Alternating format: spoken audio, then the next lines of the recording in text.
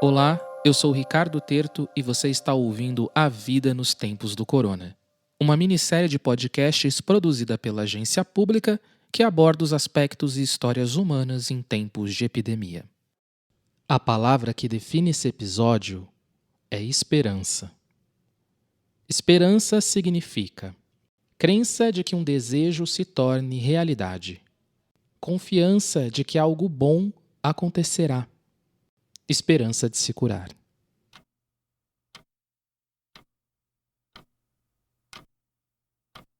Vai passar. Quarentena. Dia, nem sei qual mais. Vai passar.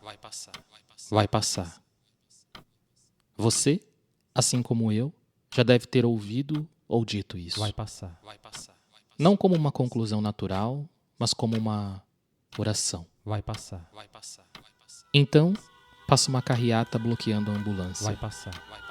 Passa alguém carregando um caixão de papelão, tirando sarro da situação gravíssima que estamos vivendo. Vai passar. Buzinando em frente a hospitais. E a cada passagem dessas, o ânimo parece diminuir. Vai passar.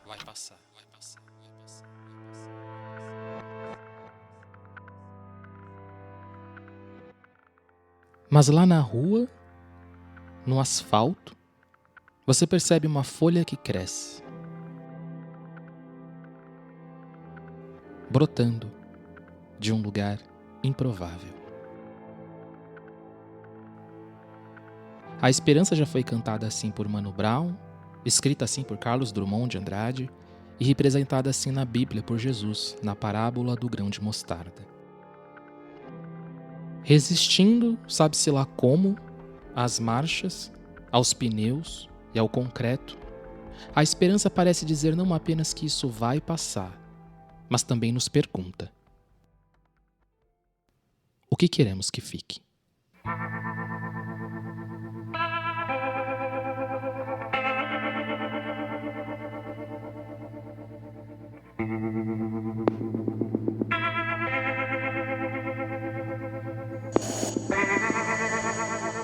Com 166 mortes registradas nas últimas 24 horas, o Brasil tem agora 2.741 óbitos causados pelo coronavírus. The number of coronavirus cases in Tokyo has more than doubled in the past week. Agentes de saúde retiravam corpos enrolados em sacos plásticos da câmara frigorífica para colocá-los nas urnas funerárias.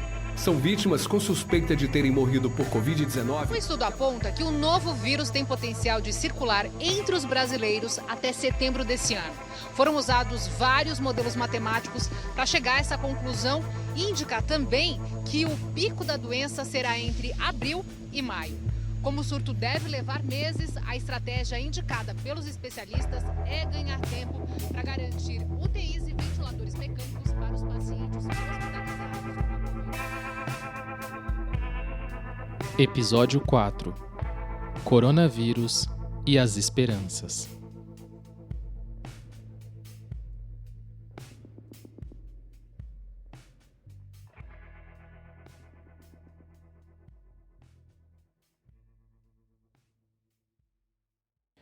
Antes de continuar, eu preciso contar uma coisa. Eu fui evangélico por 4 anos.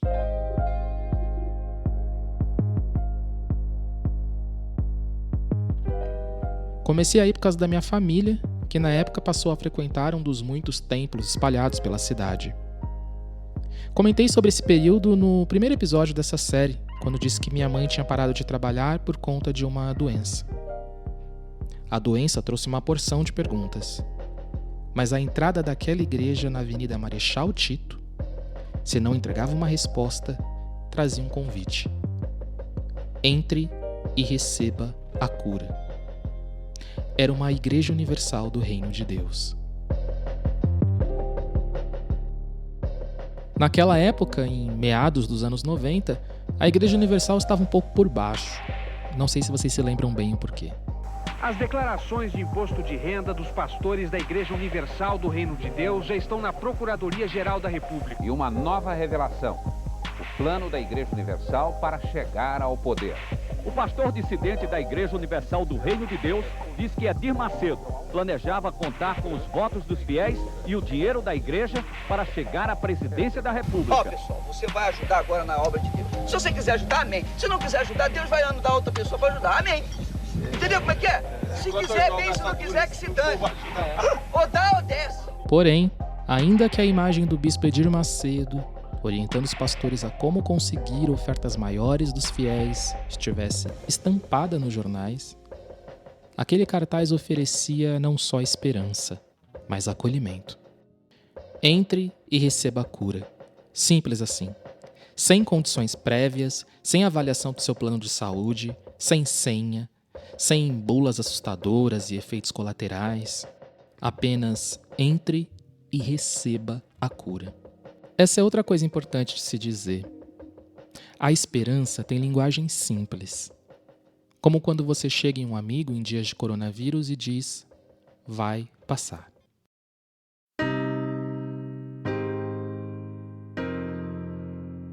Desse dia, quando entramos na igreja pela primeira vez, eu me lembro da música calma e suave. E por estar quase vazia, dava para se ouvir o eco do caminhar das pessoas. Havia um altar, todos sorriam, e em algum lugar ali deveria estar a cura.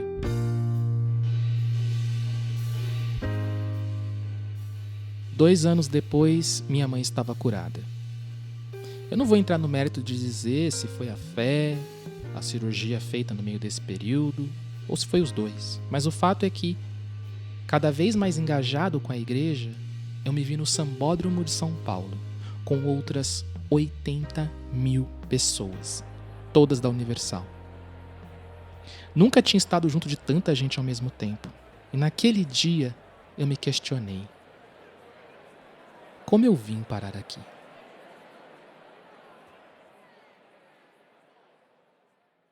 Em 2015, eu escrevi uma reportagem para a agência pública chamada Os Pastores do Congresso, que falava um pouco sobre a bancada evangélica, né, sobre como ela se articulava. E aí eu continuei olhando para esse assunto e então a editora Civilização Brasileira me convidou para escrever um livro sobre isso.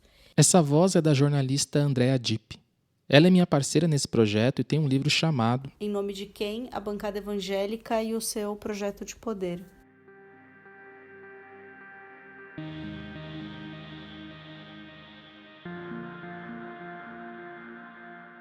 A gente continuou olhando para esse assunto, escrevendo sobre isso na Pública, principalmente com a campanha do Bolsonaro, né, que foi apoiada pelos principais líderes evangélicos do país.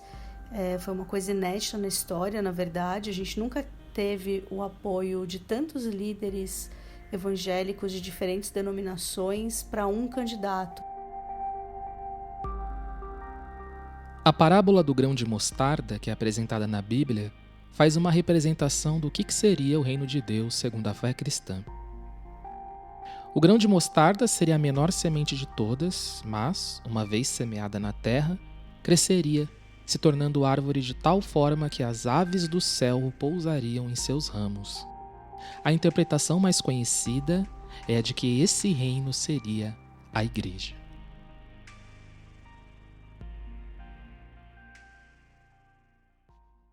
Agora estamos no ano de 2013.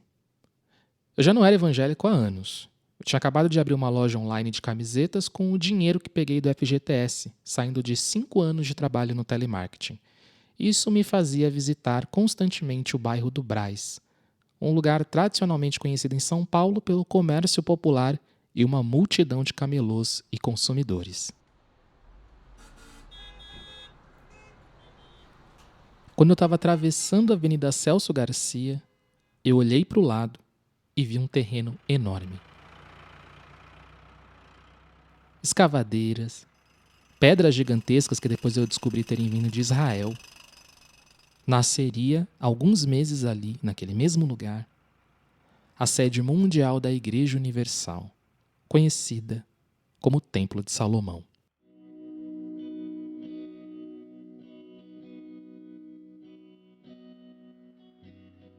Naquele momento, eu me lembrei do vazio que fazia eco quando entrei para a igreja, tão diferente do barulho das máquinas e dos operários. Não me pareceu a linguagem simples de anos antes. Entre e receba a cura. A esperança eu senti mais nos camelôs em volta, animados com o público extra que passaria a frequentar o local. Hoje, com o comércio de rua fechado, aquela região deve estar muito mais silenciosa. Para você ter uma ideia, mais de 17 mil viagens de caminhão foram feitas para a retirada do entulho. Enquanto isso, pedras importadas de Israel chegavam para revestir os 19 mil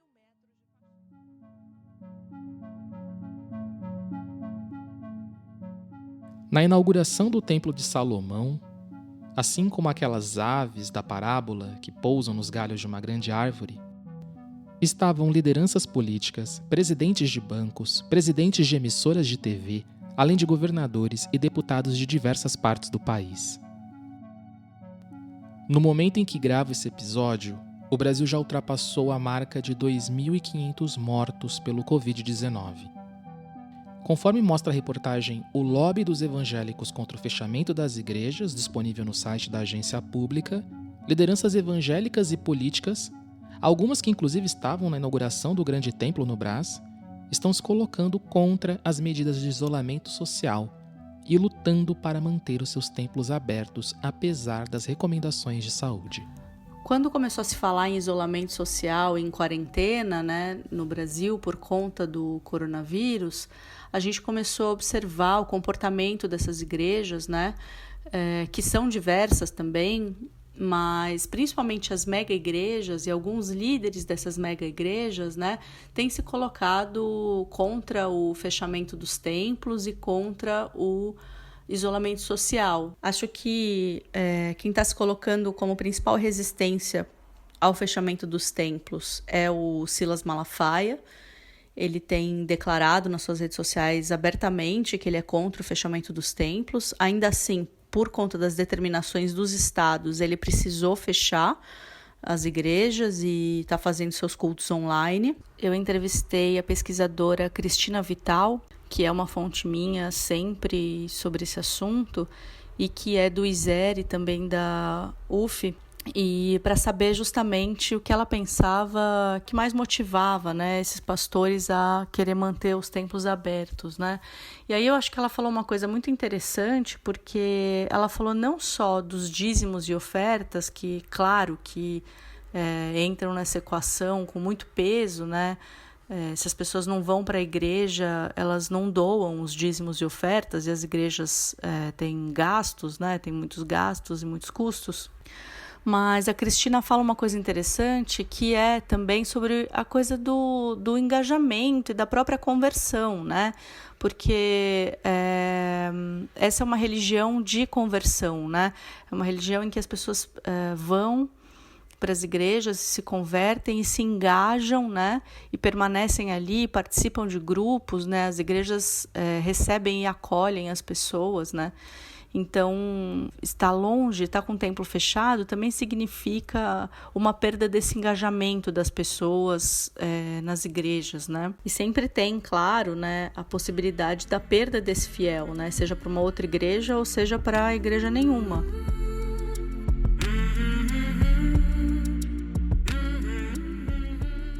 Há um termo que eu ouvia muito na igreja para representar o Espírito Santo, um dos elementos da Trindade Divina, chamado presença de Deus. A palavra era essa, presença. Esse era o clímax espiritual do culto, quando a igreja alcançava esse estado de entrar na presença de Deus. Não tem muito como descrever isso, mas, olhando agora em retrospecto, me parece ser o resultado da composição única do culto. As pessoas cantando juntas, os gestos, a voz do pastor, o perfume da igreja, que era muito característico. Um templo, para qualquer religião, não é importante só por causa do seu significado dentro daquela fé, mas por causa das características físicas. Pense nas catedrais góticas, nos templos budistas, nos terreiros. Todos esses lugares de fé têm um espaço físico com características que ajudam os frequentadores a alcançar um estado espiritual. A arquitetura, a música que é ao vivo e cantada em coro tem outra intensidade, a comunhão. Tudo isso é a força da presença. Em 2016, minha loja de camisetas já havia falido. O Templo de Salomão estava funcionando e recebendo milhares de pessoas por mês. Eu acompanhava um projeto de educação popular para jovens pretos chamado Uniafro. Próxima estação, Next Station, Sé. Acesso à linha 3. À noite, eu saía pelo metrô Sé e perto dali, onde há uma enorme população de pessoas em situação de rua, dia sim e dia não, eu via, em frente a uma igreja pequena, pessoas oferecendo sopa aos desabrigados e a quem mais quisesse. Era inverno. Quem já tinha pego sua porção se sentava perto de alguém na guia da praça. Eu sei que era a igreja que organizava esse sopão, mas curiosamente eu não lembro de ver o nome dela no escuro da noite. Sei que não era uma das mais bonitas. Como nem sempre são bonitas as igrejinhas de bairro, improvisadas em garagem, com pouco espaço, montadas com cadeira de plástico e louvores tocados em MP3, muito conhecidas por pessoas que moram ou moravam em bairros de periferia. Elas também têm um papel social muito forte em muitas comunidades. E talvez elas são as que mais irão sofrer com a impossibilidade de cultos presenciais. Mas pode ser justamente esse o momento das pessoas reinventarem um encontro com essa esperança. Imaginar como aquela presença, que acontece nos diversos espaços religiosos ou não, pode ser alcançada sem se estar presente fisicamente. Talvez, a partir de agora, as pessoas de pouca ou muita fé encontrem essa esperança brotando de um lugar íntimo e improvável. Talvez não seja necessariamente bonita, nem ostentosa, talvez passe despercebida, mas ainda é esperança. Como escreveu Drummond, uma flor nasceu na rua. Passem de longe bondes, ônibus, rio de aço do tráfego. Uma flor ainda desbotada ilude a polícia, rompe o asfalto. Façam um completo silêncio, paralisem os negócios. Garanto que uma flor nasceu. Sua cor não se percebe, suas pétalas não se abrem, seu nome não está nos livros. É feia, mas é realmente uma flor. Sento-me no chão da capital do país às 5 horas da tarde e lentamente passo a mão nessa forma insegura. Do lado das montanhas, nuvens maciças avolumam-se. Pequenos pontos brancos movem-se no mar, galinhas em pânico. É feia, mas é uma flor. Furou o asfalto, o tédio, o nojo e o ódio.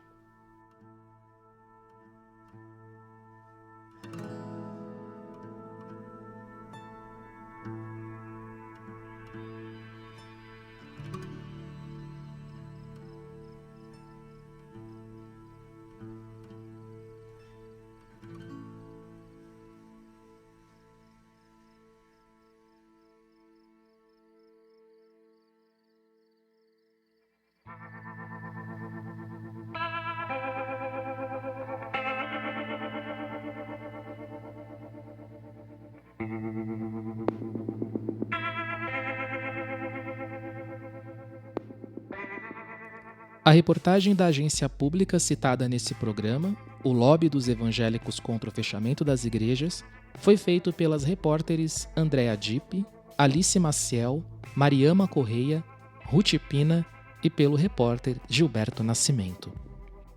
O poema do Carlos Drummond de Andrade, que teve um trecho lido aqui, foi A Flor e a Náusea. E chegamos ao fim dessa minissérie. Ainda não sabemos quanto tempo e quantas histórias brotarão desse momento tão delicado, mas com certeza ainda ficaremos conectados. Compartilhem esse projeto feito com muita sensibilidade e muito carinho por todos os envolvidos e logo mais teremos novos podcasts especiais vindos por aí. O que mantém tudo isso acontecendo é o apoio dos nossos aliados. Se você ainda não é um aliado, acesse aliados.apublica.org e veja como apoiar a agência de jornalismo investigativo mais premiada do país. Se cuidem e até a próxima.